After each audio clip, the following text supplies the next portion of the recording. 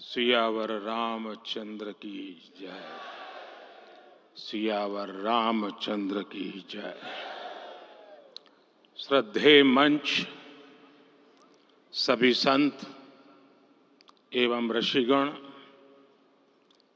यहाँ उपस्थित और विश्व के कोने कोने में हम सबसे साथ जुड़े हुए सभी राम भक्त, आप सबको प्रणाम, आप सबको राम राम।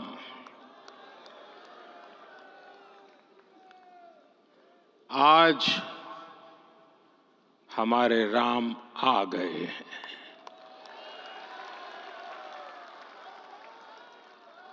सदियों की प्रतीक्षा के बाद हमारे राम आ गए हैं।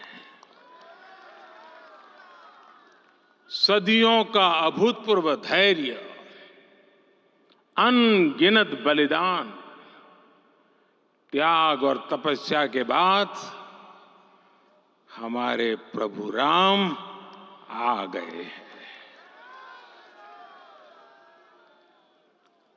इस शुभ घड़ी की आप सभी को, समस्त देशवासियों को बहुत बहुत बधाई। मैं अभी गर्भगृह में ईश्वरीय चेतना का साक्षी बनकर आपके सामने उपस्थित हुआ हूं। कितना कुछ कहने को है, लेकिन कंठ अवरुद्ध है।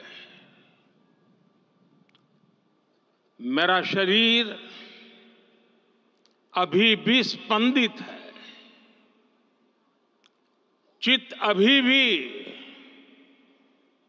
उस पल में लीन है।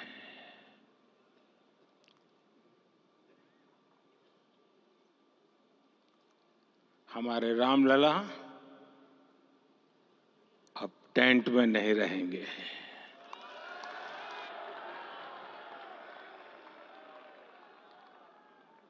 हमारे रामलला अब इस दिव्य मंदिर में रहेंगे।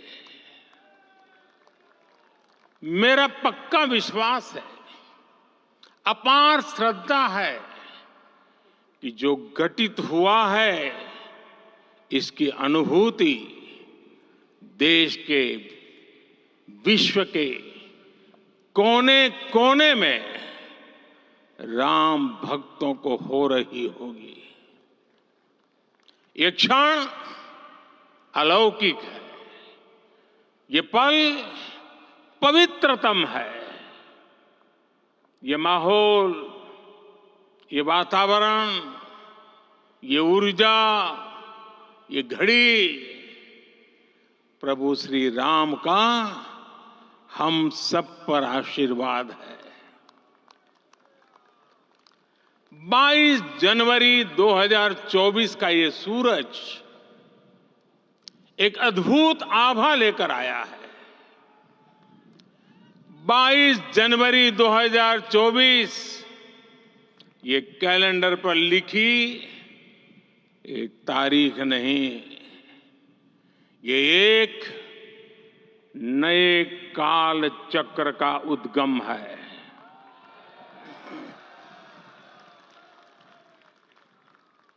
राम मंदिर के भूमि पूजन के बाद से प्रतिदिन पूरे देश में उमंग और उत्साह बढ़ता ही जा रहा था।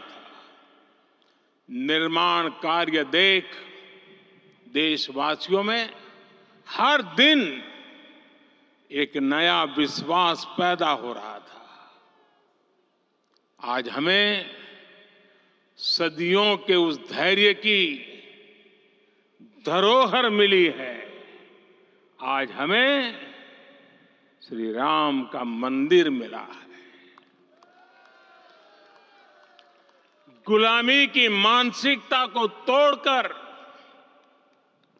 उठ खड़ा हो राष्ट्र।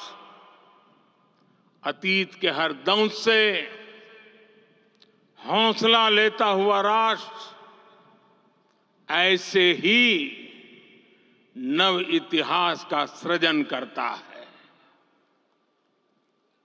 आज से 1000 साल बाद भी लोग आज की इस तारीख की, आज के इस पल की चर्चा करेंगे।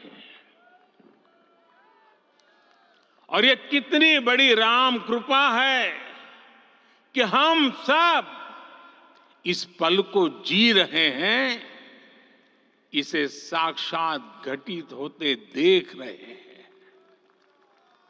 आज दिन, दिशाएं, दिग दिगंत सब दिव्यता से परिपूर्ण है।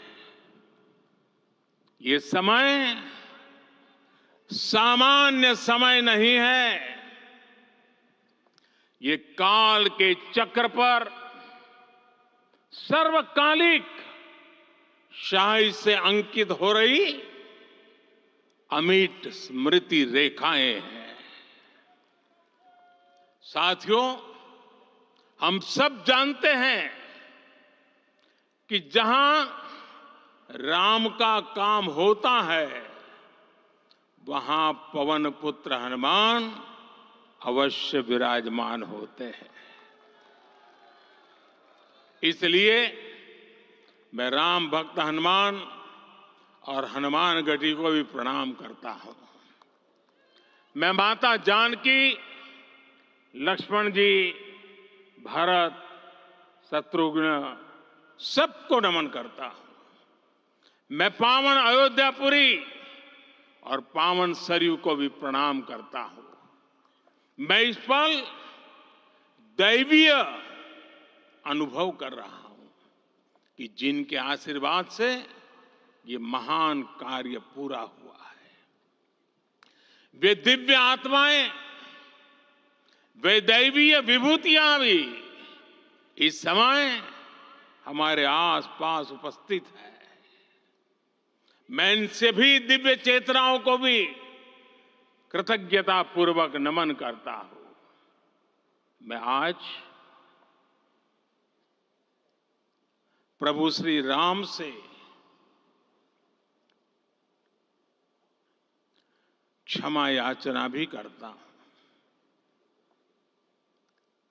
हमारे पुरुषार्थ, हमारे त्याग, तपस्या में कुछ तो कमी रह गई होगी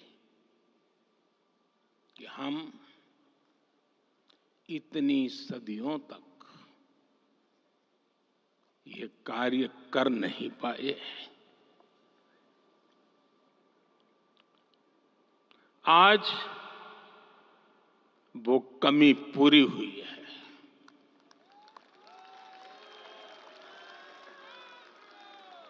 मुझे विश्वास है प्रभु राम आज हमें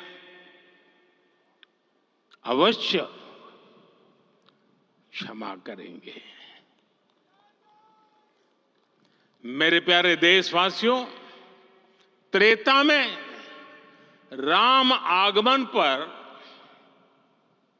पूज्य संत तुलसीदास जी ने लिखा है, प्रभु बिलो की हर से पुरबासी, जनित वियोग विपत्ति समनासी।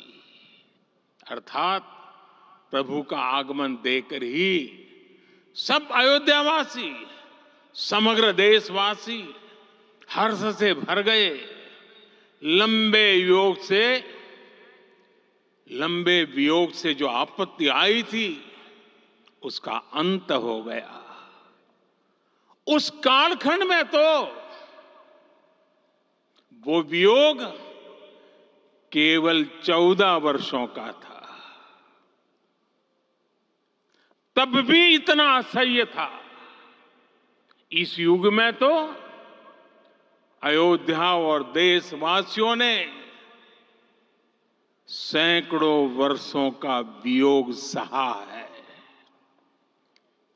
हमारी कई कई पीढ़ियों ने वियोग सहा है। भारत के तो संविधान में उसकी पहली प्रति में भगवान राम विराजमान है। संविधान के अस्तित्व में आने के बाद भी दशकों तक प्रभु श्री राम के अस्तित्व को लेकर कानूनी लड़ाई चली। मैं आभार व्यक्त करूंगा भारत की न्यायपालिका का, जिसने न्याय की लाज रख ली।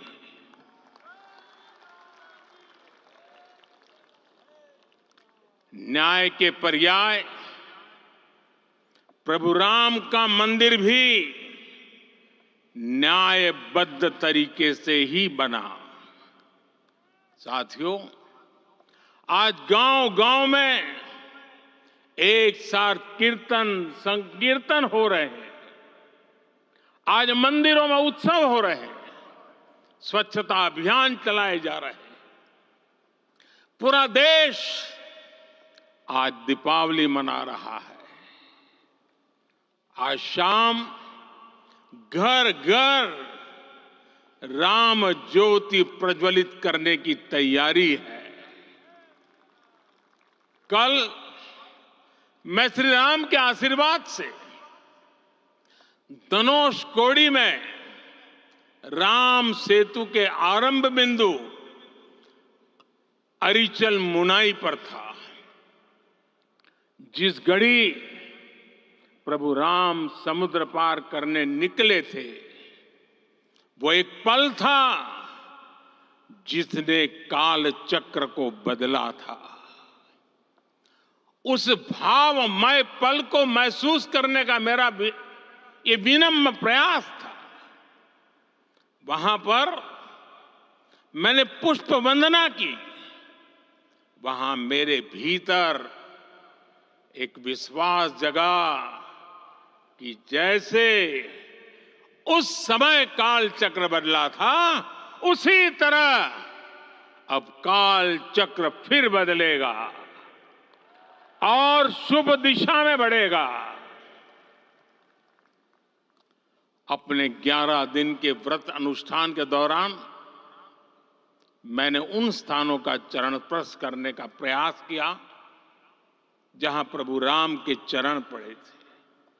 चाहे वो नासिक का पंचवटी धाम हो, केरला का पवित्र त्रिपायर मंदिर हो, आंध्र प्रदेश में लेपाक्षी हो, श्रीरंगम में रंगनाथ स्वामी मंदिर हो, रामेश्वरम में श्री रामनाथ स्वामी मंदिर हो, या फिर धनुषकोडी। मेरा सौभाग्य है कि इसी पुनीत पवित्र भाव के साथ मुझे सागर से सरयू तक की यात्रा का अवसर मिला। सागर से सरयू तक हर जगह राम नाम का वही उत्सव भाव छाया हुआ है। प्रभु राम तो भारत की आत्मा के कण कण से जुड़े हुए हैं। राम भारतवासियों के अंतर मन में विराजे हुए हैं। हम भारत में कहीं भी किसी की अंतरात्मा को छुएंगे तो इस एकत्व की अनुभूति होगी और यही भाव सब जगह मिलेगा। इससे उत्कृष्ट, इससे अधिक देश को समायोजित करने वाला सूत्र और क्या हो सकता है। मेरे प्यारे देशवासियों, मुझे देश के कोने कोने में अलग अलग भाषाओं में रामायण सुनने का अवसर मिला है, लेकिन विशेषकर पिछले 11 दिनों में रामायण अलग अलग भाषा में अलग राज्यों से मुझे विशेष रूप से सुनने का मौका मिला। राम को परिभाषित करते हुए ऋषियों ने कहा है, रमन्ते यस्मिन् इति रामः, अर्थात जिसमें रम जाए वही राम है। राम लोक की स्मृतियों में, पर्वत से लेकर परंपराओं में सर्वत्र समाये हुए हैं। हर युग में लोगों ने राम को जिया है। हर युग में लोगों ने अपने अपने शब्दों में अपनी अपनी तरह से राम को अभिव्यक्त किया है। और ये राम रस जीवन प्रवाह की तरह निरंतर बहता रहता है। प्राचीन काल से भारत के हर कोने के लोग राम रस का आचमन करते रहे हैं। राम कथा असीम है और रामायण भी अनंत है। राम के आदर्श, राम के मूल्य, राम की शिक्षाएं सब जगह एक समान है। प्रिय देशवासियों, आज इस ऐतिहासिक समय में देश उन व्यक्तित्वों को भी याद कर रहा है जिनके कार्य और समर्पण की वजह से आज हम ये शुभ दिन देख रहे हैं। राम के इस काम में कितने ही लोगों ने त्याग और तपस्या की पराकाष्ठा करके दिखाई है।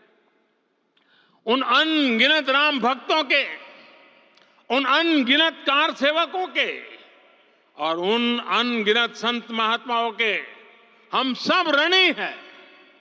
साथियों, आज का ये अवसर उत्सवता का क्षण तो है ही, लेकिन इसके साथ ही यह क्षण भारतीय समाज की परिपक्वता के बोध का भी क्षण है।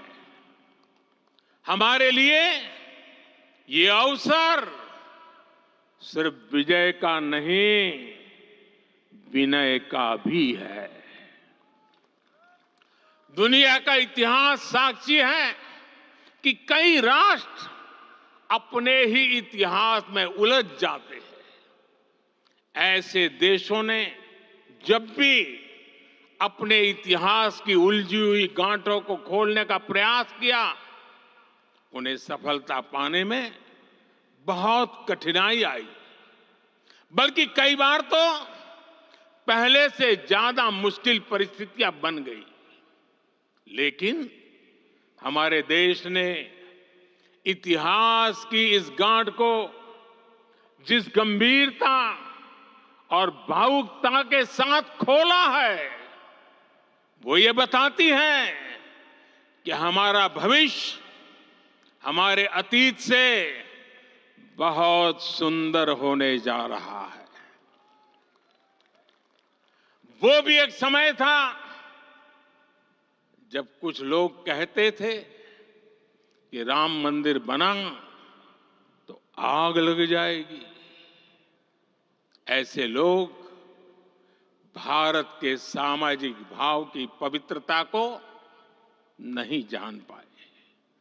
रामलला के इस मंदिर का निर्माण भारतीय समाज के शांति, धैर्य, आपसी सद्भाव और समन्वय का भी प्रतीक है।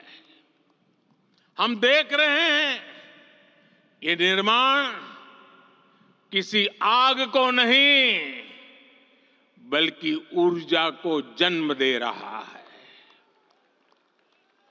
राम मंदिर समाज के हर वर्ग को एक उज्जवल भविष्य के पथ पर बढ़ने की प्रेरणा लेकर आया है। मैं आज उन लोगों से आह्वान करूंगा, आइए आप महसूस कीजिए, अपनी सोच पर पुनर्विचार कीजिए। राम आग नहीं है, राम ऊर्जा है। राम विवाद नहीं, राम समाधान है। राम सिर्फ हमारे नहीं है, राम तो सबके हैं। राम वर्तमान नहीं, सिर्फ वर्तमान ही नहीं, राम अनंत काल है। साथियों, आज जिस तरह राम मंदिर प्राण प्रतिष्ठा के इस आयोजन से पूरा विश्व जुड़ा हुआ है, उसमें राम की सर्वव्यापकता के दर्शन हो रहे हैं। जैसा उत्सव भारत में है, वैसा ही अनेक देशों में है। आज अयोध्या का यह उत्सव रामायण की उन वैश्विक परंपराओं का भी उत्सव बना है। रामलला की यह प्रतिष्ठा वसुधैव कुटुंबकम के विचार की भी प्रतिष्ठा है। साथियों, आज अयोध्या में केवल श्री राम के विग्रह रूप की प्राण प्रतिष्ठा नहीं हुई है, ये श्री राम के रूप में साक्षात भारतीय संस्कृति के प्रति अटूट विश्वास की भी प्राण प्रतिष्ठा है। ये साक्षात मानवीय मूल्यों और सर्वोच्च आदर्शों की भी प्राण प्रतिष्ठा है। इन मूल्यों की, इन आदर्शों की आवश्यकता आज संपूर्ण विश्व को है। सर्वे भवन्तु सुखिनः, ये संकल्प हम सदियों से दोहराते आए हैं। आज उसी संकल्प को राम मंदिर के रूप में साक्षात आकार मिला है। ये मंदिर मात्र एक देव मंदिर नहीं है, ये भारत की दृष्टि का, भारत के दर्शन का, भारत के दिग्दर्शन का मंदिर है। ये राम के रूप में राष्ट्र चेतना का मंदिर है। राम भारत की आस्था है, राम भारत का आधार है, राम भारत का विचार है, राम भारत का विधान है, राम भारत की चेतना है, राम भारत का चिंतन है, राम भारत की प्रतिष्ठा है, राम भारत का प्रताप है, राम प्रवाह है, राम प्रभाव है, राम नेति भी है, राम नीति भी है, राम नित्यता भी है, राम निरंतरता भी है, राम विभु है, विशद है, राम व्यापक है, विश्व है, विश्वात्मा है। और इसलिए जब राम की प्रतिष्ठा होती है तो उसका प्रभाव वर्षों या शताब्दियों तक ही नहीं होता, उसका प्रभाव हजारों वर्षों के लिए होता है। महर्षि वाल्मीकि ने कहा है, राज्यम 10 सहस्त्राणि प्राप्य वर्षाणि राघव, अर्थात राम 10,000 वर्षों के लिए राज्य पर प्रतिष्ठित हुए, यानी हजारों वर्षों के लिए राम राज्य स्थापित हुआ। जब त्रेता में राम आए थे तब हजारों वर्षों के लिए राम राज्य की स्थापना हुई थी। हजारों वर्षों तक राम विश्व पथ प्रदर्शन करते रहे थे। और इसलिए मेरे प्यारे देशवासियों, आज अयोध्या भूमि हम सभी से, प्रत्येक राम भक्त से, प्रत्येक भारतीय से कुछ सवाल कर रही है। श्री राम का भव्य मंदिर तो बन गया, अब आगे क्या? सदियों का इंतजार तो खत्म हो गया, अब आगे क्या? आज के इस अवसर पर जो दैवीय आत्माएं हमें आशीर्वाद देने के लिए उपस्थित हुई हैं, हमें देख रही हैं, उन्हें क्या हम ऐसे ही विदा करेंगे? नहीं, कदापि नहीं। आज मैं पूरे पवित्र मन से महसूस कर रहा हूं कि काल चक्र बदल रहा है।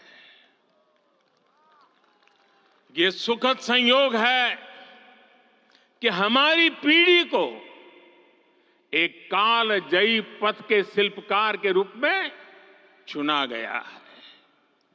1000 वर्ष बाद की पीढ़ी राष्ट्र निर्माण के हमारे आज के कार्यों को याद करेगी। इसलिए मैं कहता हूं, यही समय है, सही समय है।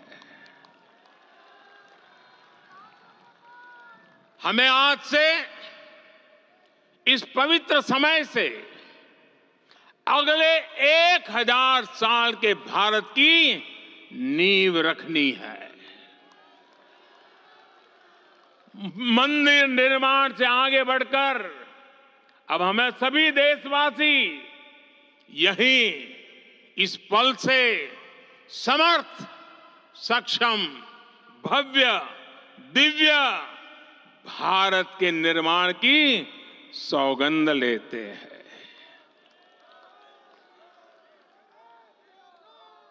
राम के विचार मानस के साथ ही जनमानस में भी हो, यही राष्ट्र निर्माण की सीढ़ी है। साथियों, आज के युग की मांग है कि हमें अपने अंतःकरण को विस्तार देना होगा। हमारी चेतना का विस्तार देव से देश तक, राम से राष्ट्र तक होना चाहिए। हनुमान जी की भक्ति, हनुमान जी की सेवा, हनुमान जी का समर्पण, ये ऐसे गुण हैं जिन्हें हमें बाहर नहीं खोजना पड़ता। प्रत्येक भारतीय में भक्ति, सेवा और समर्पण के भाव समर्थ, सक्षम, भव्य, दिव्य भारत का आधार बनेंगे।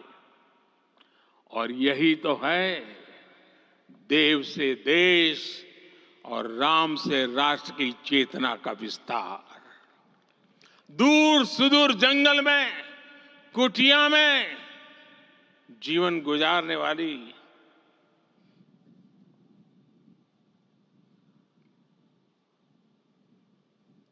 मेरी आदिवासी मां शबरी का ध्यान आते ही अप्रतिम विश्वास जागृत होता है। मां शबरी तो कब से कहती थी, राम आएंगे।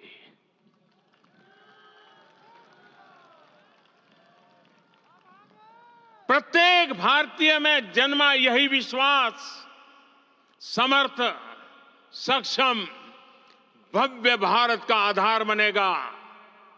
और यही तो है देव से देश और राम से राष्ट्र की चेतना का विस्तार।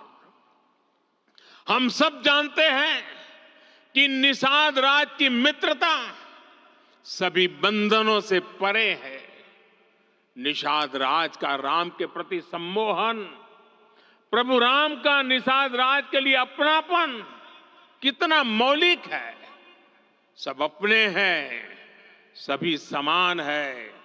प्रत्येक भारतीय में अपनत्व की, बंधुत्व की ये भावना समर्थ, सक्षम, भव्य, दिव्य भारत का आधार बनेगी। और यही तो है देव से देश और राम से राष्ट्र की चेतना का विस्तार। साथियों, आज देश में निराशा के लिए रत्ती भर भी स्थान नहीं है। मैं तो बहुत सामान्य हूं, मैं तो बहुत छोटा हूं। अगर कोई ये सोचता है तो उसे गिलहरी के योगदान को याद करना चाहिए। गिलहरी का स्मरण ही हमें हमारी इस हिचक को दूर करेगा, हमें सिखाएगा कि छोटे बड़े हर प्रयास की अपनी ताकत होती है, अपना योगदान होता है। और सबके प्रयास की यही भावना समर्थ, सक्षम, भव्य, दिव्य भारत का आधार बनेगी। और यही तो देव से देश और राम से राष्ट्र की चेतना का विस्तार। साथियों, लंकापति रावण प्रकांड ज्ञानी थे, अपार शक्ति के धनी थे, लेकिन जटायु जी की मूल्य निष्ठा देखिए। वे महाबली रावण से भिड़ गए। उन्हें भी पता था कि वो रावण को परास्त नहीं कर पाएंगे, लेकिन फिर भी उन्होंने रावण को चुनौती दी। कर्तव्य की यही पराकाष्ठा समर्थ, सक्षम, भव्य, दिव्य भारत का आधार है। और यही तो है देव से देश और राम से राष्ट्र की चेतना का विस्तार। आइए हम संकल्प लें कि राष्ट्र निर्माण के लिए हम अपने जीवन का पल पल लगा देंगे। राम काज से राष्ट्र काज, समय का पल पल, शरीर का कण कण राम समर्पण को राष्ट्र समर्पण के ध्येय से जोड़ देंगे। मेरे देशवासियों, प्रभु श्री राम की हमारी पूजा विशेष होनी चाहिए। ये पूजा स्व से ऊपर उठ करके समष्टि के लिए होनी चाहिए। ये पूजा अहम से उठकर वयम के लिए होनी चाहिए। प्रभु को जो भोग चढ़ेगा वो विकसित भारत के लिए हमारे परिश्रम की पराकाष्ठा का प्रसाद भी होगा। हमें नित्य पराक्रम, पुरुषार्थ, समर्पण का प्रसाद प्रभु राम को चढ़ाना होगा। इनसे नित्य प्रभु राम की पूजा करनी होगी, तब हम भारत को वैभवशाली और विकसित बना पाएंगे। मेरे प्यारे देशवासियों, ये भारत के विकास का अमृत काल है। आज भारत युवा शक्ति की पूंजी से भरा हुआ है, ऊर्जा से भरा हुआ है। ऐसी सकारात्मक परिस्थितियां फिर न जाने कितने समय बाद बनेगी। हमें अब चूकना नहीं है, हमें अब बैठना नहीं है। मैं अपने देश के युवाओं से कहूंगा, आपके सामने हजारों वर्ष की परंपरा की प्रेरणा है। आप भारत की उस पीढ़ी का प्रतिनिधित्व करते हैं जो चांद पर तिरंगा लहरा रही है। वो 15 लाख किलोमीटर की यात्रा करके सूर्य के पास जाकर मिशन आदित्य को सफल बना रही है। जो आसमान में तेजस और सागर में विक्रांत का परचम लहरा रही है। अपनी विरासत पर गर्व करते हुए आपको भारत का नव प्रभात लिखना है।